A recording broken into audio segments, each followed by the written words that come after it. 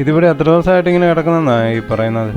എന്നെ കാണാൻ തുടങ്ങിയിട്ട് ഒരാഴ്ചയേറെയായി. ഈ കണ്ടത്തിൻ്റെ സൈഡിലൊക്കെ ഇങ്ങനെ വയ്യാത്ത അവസ്ഥയിലാണ് നമ്മൾ കാണുന്നത്. മരുന്നൊക്കെ കൊടുക്കുന്ന കാര്യത്തെക്കുറിച്ച് തന്നെ അന്നേരം തീരുമാനം എടുക്കണ്ടേ? ഡോക്ടറോട് ചോദിച്ചിട്ട് ഇതിൻ്റെ കണ്ടീഷൻ കണ്ടിട്ട് എങ്ങനെയാണെന്ന് വെച്ചാൽ മരുന്ന് എത്തിക്കാനുള്ള മാർഗ്ഗങ്ങൾ ചെയ്യാം.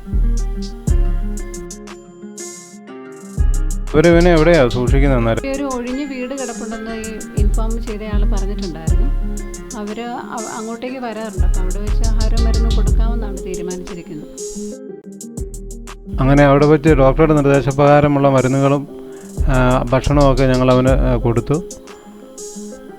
പക്ഷേ പിന്നീട് 1-2 ദിവസത്തിന് ശേഷം ചെല്ലുമ്പോഴത്തേക്ക് അവനെ അവിടെ കാണുന്നില്ല. ഏകദേശം നടക്കാനുള്ള ആരോഗ്യമൊക്കെ വെച്ചതുകൊണ്ട് അവിടുന്ന് നടന്ന് ഈ വരമ്പ് വഴി അങ്ങോട്ടേക്കോ പോകുന്നത് കണ്ടു എന്ന് മാത്രമാണ് അവിടെ കണ്ടവർ പറഞ്ഞത്. അപ്പോൾ അതനുസരിച്ച് ഞങ്ങളത് തപ്പി അവനെ അന്വേഷിച്ച് പോവുകയാണ്.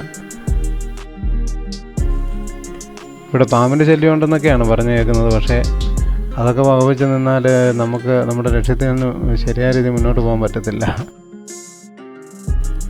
പിന്നീട് ചെല്ലുമ്പോൾ അവനെ പല സ്ഥലങ്ങളിൽ വെച്ചായിട്ടാണ് കണ്ടുമുട്ടാൻ പറ്റിയത്.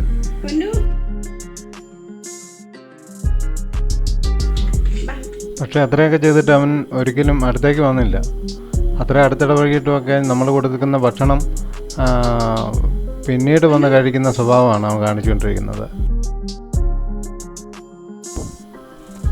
നിരന്തരമായിട്ട് അവിടെ ചെല്ലുമായിരുന്നെങ്കിലും ഭക്ഷണം കൊടുക്കുമായിരുന്നെങ്കിലും ഒക്കെ പല സ്ഥലങ്ങളിൽ വെച്ചായിട്ടാണ് അവനെ കണ്ടുമുട്ടാൻ സാധിച്ചത്. ഇത്തവണ കണ്ടുമുട്ടിയത് കുറച്ച് ദൂരം മാറി റബ്ബർത്തോട്ടത്തിനുള്ളിൽ വെച്ചിട്ടാണ് അവനെ കണ്ടുമുട്ടിയത്. ഒരിക്കലും നമ്മൾ വെച്ച് കൊടുക്കുന്ന പാത്രത്തിൽ നിന്ന് കഴിക്കുന്ന ശീലം അവനില്ല. അതുകൊണ്ട് ആ നിലത്ത് തന്നെ നമ്മൾ വിളമ്പി കൊടുക്കേണ്ട ഒരു സാഹചര്യമാണ്. ഇപ്പം മെഡിസിനും ഭക്ഷണമൊക്കെ കഴിച്ച് ആള് ആരോഗ്യം വീണ്ടെടുത്തിട്ടുണ്ട്. ഒരു ദിവസം വൈകുന്നേരം ഞങ്ങൾ അന്വേഷിച്ച് ചെല്ലുമ്പോഴുണ്ട് ഇവനെ കാണുന്നേയില്ല. അങ്ങനെ കാണാതെ വന്ന് അന്വേഷിച്ച് നേരം വൈകി ഇരുട്ടാൻ തുടങ്ങി. അങ്ങനെ ചെല്ലുമ്പോഴാണ് ആ തോട്ടത്തിനടുത്ത് ഇവൻ്റെ കൂടെ കുറേ അധികം പേരുണ്ട്.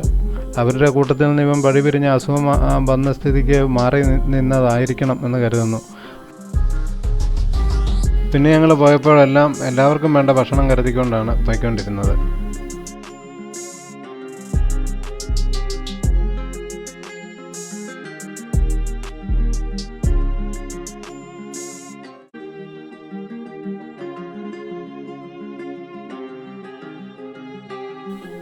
അവൻ്റെ അസുഖം പൂർണ്ണമായിട്ട് ഇപ്പോൾ ഭേദമായിട്ടുണ്ട്. ഞങ്ങൾ തുടർന്നും ഭക്ഷണം കൊടുത്തുകൊണ്ടിരിക്കുകയാണ്. അവൻ്റെ കൂടെ അവൻ്റെ മദർ ഡോഗ് അടക്കമുള്ള 2 ഫീമെയിൽ ഡോഗ്സ് ഉണ്ട്. അവരെ സ്റ്റെറിലൈസ് ചെയ്യണം. അങ്ങനെ അവരെ അവിടെ തന്നെ നിലനിർത്തണം. എന്തായാലും നിരന്തരം കുഞ്ഞുങ്ങളുണ്ടാകുകയും നാട്ടുകാർ പലതരത്തിലുള്ള ശല്യങ്ങളാണെന്ന് പറഞ്ഞ് കുഞ്ഞുങ്ങളെ ആക്ഷേപിക്കുന്ന സാഹചര്യത്തിൽ നിന്ന് അവരെ വിമോചിപ്പിക്കുക എന്നുള്ളതാണ് ഇനി അടുത്ത ലക്ഷ്യം.